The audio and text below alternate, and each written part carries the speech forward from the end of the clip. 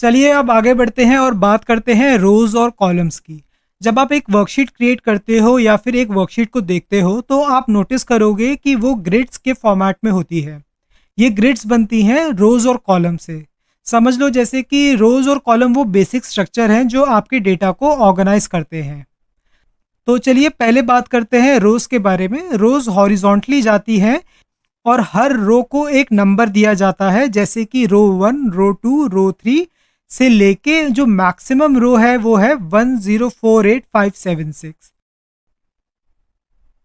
तो फिर आते हैं columns. Columns unlike rows vertically जाते हैं, यानी कि टॉप टू बॉटम। हर कॉलम को एक लेटर असाइन होता है, कॉलम ए, कॉलम बी और ऐसे ही कई सारे कॉलम्स होते हैं जिनकी नेमिंग लेटर बेस्ड होती है और लास्ट कॉलम की जो नेम है वो होता है XFD।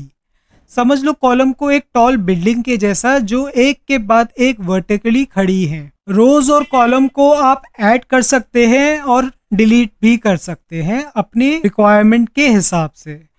रोज और कॉलम ये स्ट्रक्चर आपको अपने डेटा को ऑर्गेनाइज और एक्सेस करने का सिंपल और एफिशिएंट तरीका देती हैं। आप इजीली किसी भी डेटा पॉइंट तक पहुंच सकते हो सिर्फ उसके रो और कॉलम को मैच करके।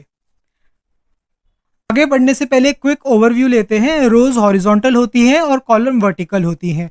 दोनों के मिलने से आपको मिलते हैं सेल्स, जहां पे आप अपना डेटा को स्टोर करते हो।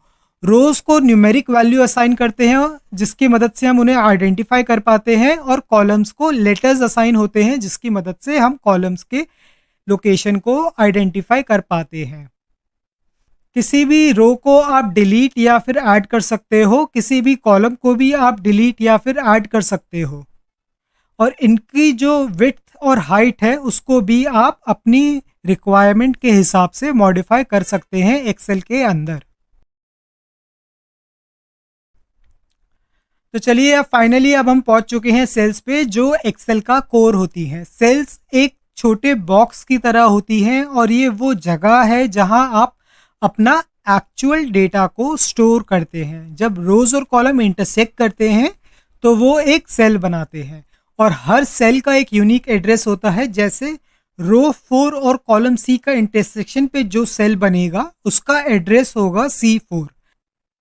और अगर अब हम बात करें सेल्स के नेमिंग के बारे में, तो जब भी हम सेल्स को नेम करते हैं तो कॉलम का जो लेटर है वो पहले लगाया जाता है और उसके बाद रो नंबर को ऐड किया जाता है, जिसके कॉम्बिनेशन से बनता है सेल एड्रेस।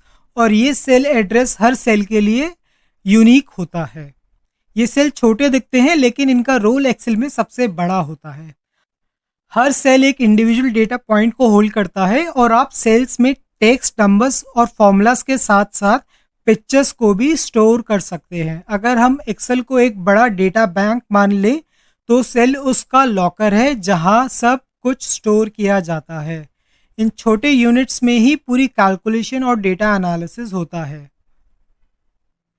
सेल्स के अंदर जैसे आप टेक्स्ट एंटर करते हो वैसे ही बेसिक फॉर्मूला से लेके कॉम्प्लेक्स फॉर्मूला को भी आप एंटर कर सकते हो किसी भी सेल के अंदर। एग्जांपल के लिए अगर आपको किसी भी कैलकुलेशन का रिजल्ट चाहिए तो आप फॉर्मूला उसी सेल के अंदर इनपुट करोगे और रिजल्ट भी डायरेक्टली उसी सेल के अंदर आपको देखने को मिलेगा। ये सेल्स आपके डेटा को स्टोर करने के साथ साथ एक्सेल के फॉर्मूला को भी एग्जीक्यूट करते हैं, जो एक्सेल को काफ़ी पावरफुल बना देते हैं। आप किसी भी वर्कबुक या वर्कशीट में काम करें तो उसमें मौजूद सेल्स के कॉन्सेप्ट को समझना काफ़ी इंपॉर्टेंट होता है। तो आई होप इस इंफॉर्मेशन के बाद आप सेल्स के कॉन्सेप्ट को समझ पा रहे हो। तो जाते जाते एक क्विक ओवरव्यू लेते हैं। सेल्स वो चीज़ होते हैं जो रोज और कॉलम के इंटरसेक्शन से बनते हैं। ये डेटा को स्टोर करते हैं, चाहे फिर डेटा आपका टेक्स्ट हो, कोई नंबर हो, या कोई फॉर्मूला हो, या फिर कोई पिक्चर हो। आप इन सारी ही चीज़ों को एक सेल के अंदर स्टोर कर सकते हैं, और ये एक्सेल का कोर होते हैं जिनको सबसे ज़्यादा इम्पॉर्टेंट माना जाता है। इस सेशन के इस पॉइंट पे पहुंच के आई होप आप मेरी इस बात से सहमत हो कि आपको एक्सेल के ओवरऑल स्ट्रक्चर के बारे में काफ़ी कुछ नया जानने को मिला है, from the application layer all the way down to the smallest unit of Excel, जो कि है सेल। तो आज के इस सेशन में हमने एक क्विक ओवरव्यू लिया एक्सेल के यूज़र इंटरफेस के बारे में। इसी के साथ हमने सीखा वर्कबुक्स के स्ट्रक्चर के बारे में, उसी के साथ हमने वर्कबुक्स के अंदर वर्कशीट्स के रोल के बारे में जाना, और फाइनली कैसे रोज और कॉलम्स मिलके सेल्स बनाते हैं और कैसे सेल्स की नेमिंग की जाती है।